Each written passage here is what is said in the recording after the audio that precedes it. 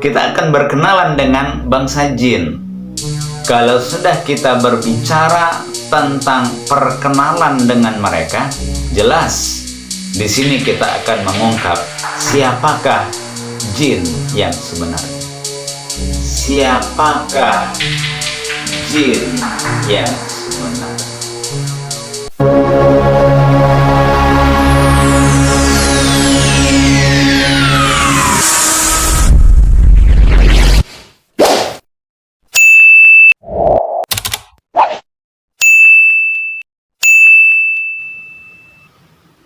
Bismillahirrahmanirrahim. Assalamualaikum warahmatullahi wabarakatuh.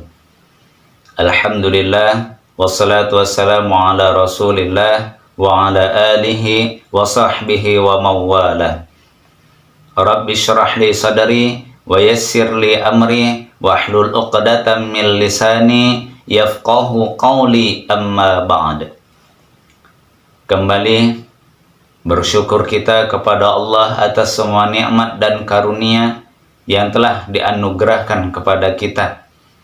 Salawat beriringkan salam, mari sama-sama kita memperbanyak salawat kepada Nabi kita Muhammad Rasulullah sallallahu alaihi wasallam. Mudah-mudahan di hari kiamat kelak kita berhak mendapatkan syafaat dari beliau. Amin, amin, ya Rabbal Alamin. Teman-teman Ruqyah Syar'iyah Simalungun yang dirahmati Allah. Setelah kita berbicara tentang keberadaan satu makhluk selain bangsa manusia, yaitu dari kalangan bangsa jin, maka di sini lebih lanjut lagi, kita akan berkenalan dengan mereka. Wah, siap ya? Kita akan berkenalan dengan bangsa jin. Kalau sudah kita berbicara tentang perkenalan dengan mereka, jelas di sini kita akan mengungkap siapakah jin yang sebenarnya. Siapakah mereka? Jadi di sini kita akan tahu siapa jin itu yang sebenarnya. Teman-teman Ruqyah Syar'iyah Simalungun yang dirahmati Allah. Berkenalan dengan jin, tentu kita akan mencari tahu tentang seputar siapakah jin itu sebenarnya. Hal ini sangat perlu kita ketahui agar kita tidak salah dalam memahami. Jadi biar kita tidak salah dalam memahami. Agar kita tidak keliru dalam penafsiran. Jadi jangan sembarangan untuk ditafsirkan. Dan tidak tersesat dalam pemikiran yang menyebabkan rusaknya iman, akidah, serta tauhid kita kepada Allah Subhanahu wa ta'ala. Masya Allah. Perlu kehati-hatian untuk memahami tentang jin. Perlu ilmu pengetahuan yang memang sumber ilmu dan pengetahuan ini langsung berasal dari berita yang telah disampaikan oleh Allah dan Rasul-Nya, yang berita tersebut tercantum dan diabadikan di dalam Alkitab was Sunnah, di dalam Al-Quranul Karim, dan di dalam hadis-hadis yang asyarif. Di sini nanti kita akan tahu siapa jin itu yang sebenarnya. Jadi kita bukan sembarangan menerka-nerka aja. Bukan sembarangan kita, oh ya jin itu kuntilanak. Bukan. Oh semalam aku jumpa pocong, ya jin itu pocong. Bukan. Oh, aku melihat ada nenek-nenek yang sedang berjalan menggunakan tongkat. Aku semalam melihat ada harimau, tapi tiba-tiba hilang. Ya itulah jin. Oh, ternyata bukan. Untuk mengetahui, oh, kenapa ada kuntilanak, ada pocong, ada nenek-nenek, ada pria yang tampan, wanita yang cantik, yang semuanya ini adalah merupakan jelmaan dari jin. Ini sebenarnya sudah kita bahas pada video-video kita yang sebelumnya. Jadi di sini kita akan mencari tahu tentang jin yang sebenarnya. Jadi jin yang sebenarnya itu bukan pocong, juga bukan kuntilanak. Apa itu jin? Teman-teman Ruqyah, ruqyah syar'iyah Simalungun yang dirahmati Allah. Sesuai dengan namanya, kalimat jin. Nah, jin. Iya, jin. Maka kata jin berasal dari bahasa Arab yang artinya adalah tertutup atau tersembunyi. Masya Allah, baru tahu kan? Kalau jin itu ternyata artinya tertutup. Artinya ya tersembunyi. Apa maksudnya? Kok tertutup, bahkan tersembunyi lagi?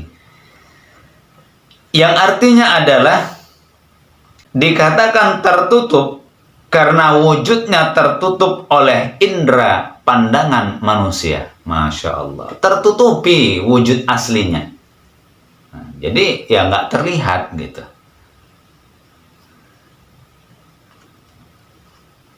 Dan bisa disebut tersembunyi karena keberadaannya tidak terlihat oleh kedua mata manusia. Ya tersembunyi aja. Jadi ya sama sih, tertutup, tersembunyi sama. Sama-sama tidak bisa dilihat. Jadi jin itu adalah makhluk yang wujudnya tidak bisa dilihat oleh indera mata manusia. Itu kesimpulannya. Itulah jin. Jadi kalau kita sudah berkenalan dengan jin dan mengetahui siapa jin itu yang sebenarnya, maka jin itu adalah makhluk selain bangsa manusia yang wujudnya tidak bisa dilihat oleh indera mata manusia. Nah, teman-teman ruqyah syar'iyah Simalungun yang dirahmati Allah, dari kata inilah, yaitu jin, maka kata jin memiliki pecahan kata yang lainnya. Nah, di sini asal katanya itu dari jin, tapi ternyata dari kata jin ini, dari kalimat, kalau dalam bahasa Arab ini namanya al-kalimah. Dari kalimat jin ini ternyata memiliki pecahan kata yang lain, yang artinya ya menyerupai, tapi tidak sama. Ya. Apa itu? Ya, nanti kita jelaskan ya, biar kita paham. Pertama, janin. Nah, jin. Pecah kalimatnya, pecah katanya menjadi janin. Apa itu janin? Janin adalah cikal bakal manusia yang wujudnya tertutup di dalam perut ibunya. Bisa difahami ya? Janin adalah sesuatu yang keberadaannya itu tertutup dan tersembunyi di dalam perut ibunya. Itulah janin. Jadi dia masih belum jadi manusia, masih cikal bakal aja, masih sesuatu, masih tersembunyi lagi di dalam perut ibunya. Inilah janin. Jadi dia tersembunyi di dalam perut ibunya. Dia tertutup oleh perut ibunya. Jadi nggak nampak. Yang kedua, dari kalimat jin, dari kata jin, itu pecah menjadi kalimat atau menjadi kata jannah. Jannah. Apa itu jannah? Adalah sebuah taman yang sangat indah. Masya Allah. Taman yang indah, sejuk, nyaman, dan asri, serta penuh dengan kenikmatan-kenikmatan yang tiada terkira, yang keberadaannya itu tertutup dan tersembunyi di balik pepohonan yang indah nan rimbun. Masya Allah. Jadi ini kalau diartikan jannah, surga. Surga. Jadi taman yang indah, taman yang sangat indah. Ternyata keberadaan taman ini ditutupi oleh pohon-pohon yang indah pula, namun rimbun. Inilah jannah. Intinya apa? Tertutupi oleh pohon-pohon, tersembunyi di balik pepohonan. Yang selanjutnya, kata jin. Kalimat jin ini pecah menjadi kalimat majnun, majnun, junnun. Apa artinya? Kalimat majnun atau junnun ini disebut dengan orang gila. Kenapa? Karena akalnya telah tertutup. Jadi udah di luar dari kesadaran dia gitu. Jadi dia sudah tidak sadar lagi, kesadarannya telah tertutup, akalnya telah tertutup. Maka dia disebut dengan majnun, maka dia disebut dengan junnun. Teman-teman ruqyah syar'iyah Simalungun yang dirahmati Allah. Nah, di sini jelas sebenarnya kita sampaikan bahwa jin ini, kalau kita mau tahu siapa mereka, kalau kita ingin berkenalan dengan mereka, kita tidak perlu harus jumpa dengan mereka. Tidak. Kita tidak perlu harus berkomunikasi dengan mereka. Jangan gitu. Kita harus melakukan amalan-amalan, kita harus melakukan ritual-ritual agar kita bisa melihat, oh ini loh jin, oh begini loh wujudnya. Itu nggak usah. Nggak usah. Bahkan ini dilarang oleh Allah dan Rasulnya. Ya cukup kita beriman kepada Allah, kita beriman kepada yang gaib, kepada jin. Kita beriman kepada jin, tapi kuncinya beriman kepada jin bukan percaya, patuh dan tunduk kepada jin terhadap perintahnya kepada kita. Bukan. Beriman kepada jin itu cukup percaya dan yakin bahwa jin itu ada. Nah, di sini ketika kita ingin berkenalan dengan bangsa jin, maka kita sudah tahu siapa jin itu sebenarnya. Ternyata jin sesuai dengan kalimatnya, sesuai dengan namanya, sesuai dengan katanya, jin. Katanya, kalimatnya, jin. Itu adalah satu makhluk yang diciptakan oleh Allah Subhanahu wa Ta'ala selain manusia, yang wujudnya tidak bisa dilihat oleh indera mata manusia.